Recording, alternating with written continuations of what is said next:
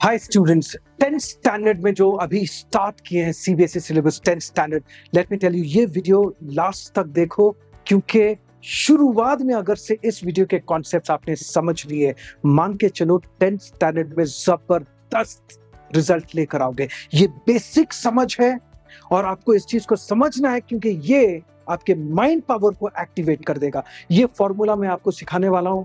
ये फॉर्मूला मैंने बहुत साल पहले सीखा था। ये मेरा फॉर्मूला नहीं है, ये मैंने सीखा था और आज मैं सिखाने वाला हूं कि इस फॉर्मूला को आप एज अ स्टूडेंट इस्तेमाल करके जबरदस्त रिजल्ट कैसे लेकर आ सकते हो। मैंने तो बहुत कुछ हासिल किया इस फॉर्मूले से। मेरा नाम डॉक्टर एमडी अहमद है। I hold a doctorate in peak performance and personal mastery. I have authored multiple books. One of my books has become a best-rated book, Hidden Secrets of the Topper's Mind. I have entered the Guinness Book of World Records. Guinness World Records in super memory. और बहुत सारे मैंने चीजें achieve की. And one of the formulas that I used is this. जैसे मैंने कहा, life बदल जाएगी जब इस चीज को आप समझ लोगे, सिर्फ 10th में नहीं, आगे भी चल के। और जरूरी नहीं कि सिर्फ 10th स्टैंडर्ड के स्टूडेंट्स को ये काम आएगा। No matter who you are, it's going to help you. So stay focused. चलो शुरू करते हैं।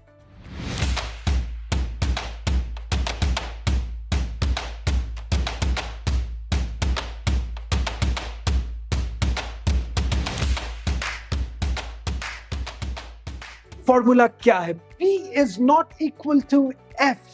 What is this? It means your past is not equal to your future. Now, what does that mean? You see, 9th standard में अगर से आपने अच्छा नहीं किया, 8th स्टैंडर्ड में अच्छा नहीं किया, यूजली माइंड क्या करता है? वो पीछे देखता है। माइंड की आदत है जी, माइंड की आदत है रिवर्स गियर में गाड़ी चलाओ, या फिर जो रेयर व्यू मिरर है, रेयर व्यू मिरर में देख देख के गाड़ी चलाओगे तो क्या होगा? गाड़ी आगे बढ़ेगी? नहीं बढ़ेगी। आगे बढ़ेगी भी तो आप जाकर के ठोक दोगे गाड़ी को। सोचने वाली बात है। Will you be able to drive a car? Car चला रहे हो आप, रेयर व्यू मिरर में देख देख के गाड़ी चला रहे हो तो क्या होगा? गाड़ी ठुक जाएगी, राइट? आगे बढ़ना है तो रिवर्स गियर डालोगे तो क्या होगा? पीछे जाओगे। यस और नो? Think about it. ठीक वैसे ही आपका जो पास्ट है वो रेयर व्यू मिरर है। अगर से आप अपने पास्ट को आप देखते रहे कि यार 9th स्टैंडर्ड में नहीं हुआ मेरा, 9th में मैं मैथ में अच्छा नहीं किया, मैंने साइंस में अच्छा नहीं किया, मैंने एसएसटी में अच्छा नहीं किया, या फिर 8th स्टैंडर्ड में मैंने नहीं किया, अभी 10th आ गया, बहुत डिस्ट्रैक्ट हो गया हूं। पेंडेमिक के बाद से तो बहुत ही ज्यादा चीजें बदल गई, हालांकि 2-3 साल हो गए, लेकिन वो असर अभी भी है।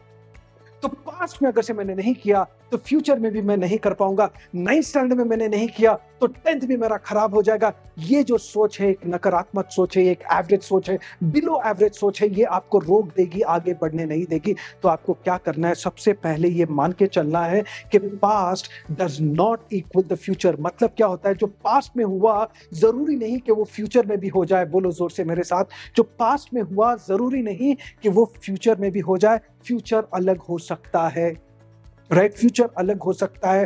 पास्ट की अगर से बात करें, मैं अपना पास्ट देखूं तो मेरे पास्ट में मैं देखता हूं तो I worked as a sales person, selling things on pavement.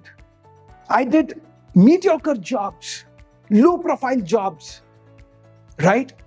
लेकिन जब मैंने ये सीखा, past does not equal does not equal the future, तो मैंने अपने आप से सवाल पूछा, ठीक है, ये पास्ट से मैं आता हूं जहां पर मुझे बस में जाने के पैसे नहीं थे, बस में ट्रैवल करने के पैसे नहीं थे, राइट? मैं नॉन वेजिटेरियन हूं तो मैं खुशका खाता था, राइस, घी राइस, तो मुझे चिकन ऑर्डर करने के पैसे नहीं हुआ करते थे। किताबें मैं खरीदता तो I did not have money to buy the things that I wanted to buy and eat. ये हालत थी। अगर से मैं पास्ट में देखता, पहले ये होता था, पास्ट में देखता, यार मेरी तो जिंदगी ऐसी है, पास्ट मेरा ऐसा है तो फ्यूचर कैसा होगा? फ्यूचर भी ऐसा ही है शायद। How is it possible? Math में अच्छा नहीं किया तो आगे चलकर भी कैसा होगा? नहीं होगा। लेकिन जिस दिन मैंने ये चीज को समझा कि past does not equal the future, मैंने डिसाइड किया कि भाई मुझे फ्यूचर में चाहिए क्या। अगर से past does not equal the future तो सबसे पहले आपको क्या करना है?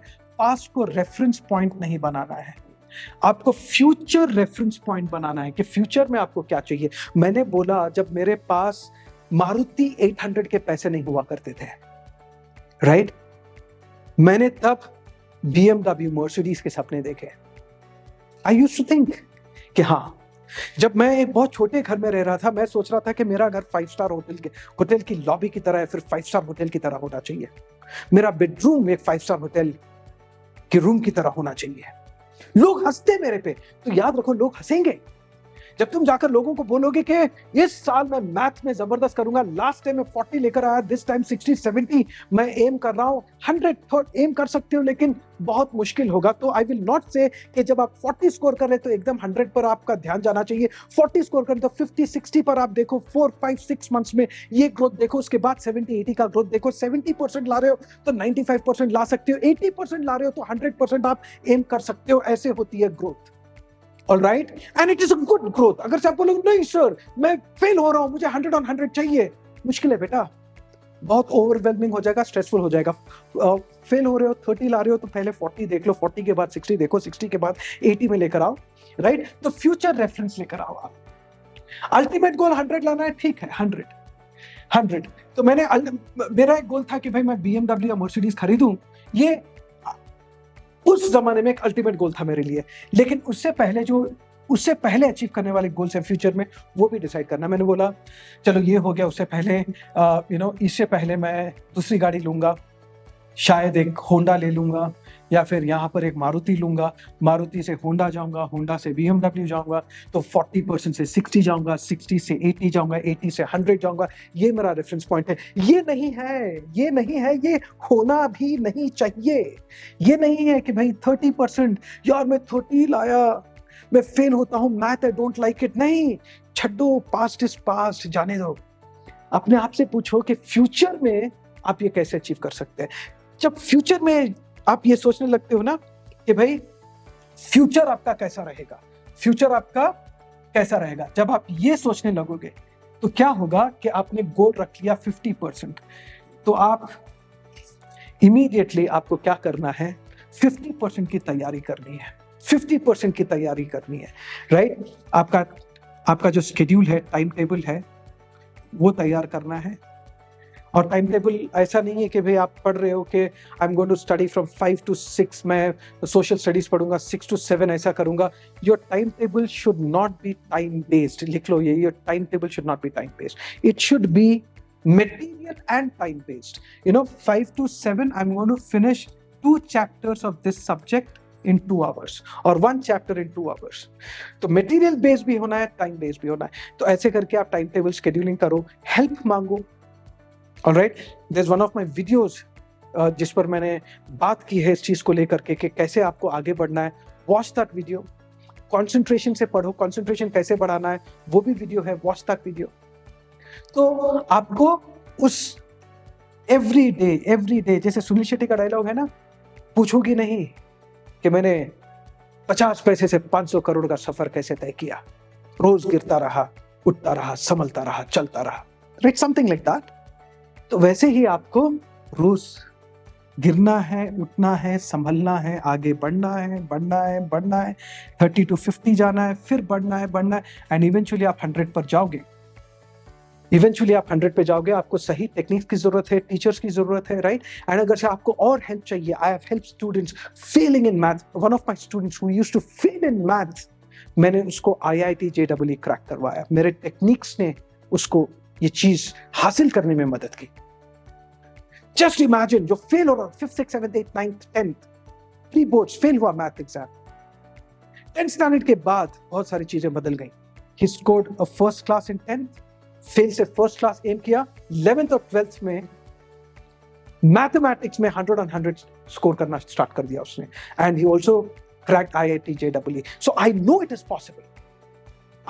पॉसिबल। मैंने अपने गोल्स अचीव किए हैं इस चीज को समझ के कि the past does not equal the future. जाओ बनाओ अपना भविष्य, एंड उससे पहले लाइक शेयर सब्सक्राइब जरूर करना, एंड लिंक पर क्लिक करो जो डिस्क्रिप्शन पर है।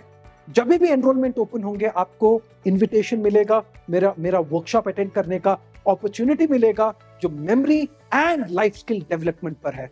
One of the best finest program in the world, copyrighted program. मिलते हैं अगले वीडियो में, तब तक के लिए जय Hind.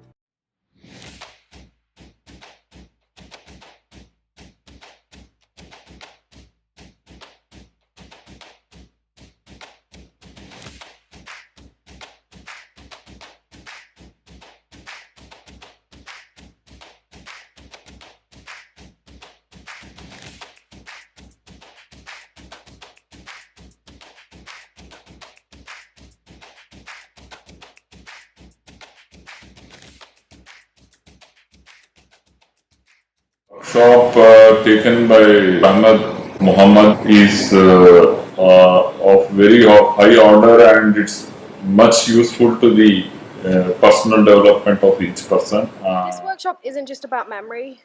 Dr. Ahmed has made us laugh, cry, and a lot more. We've had a lot of fun. And more importantly than memory, he's brought me close to my mom again, which has not been like that in a long time.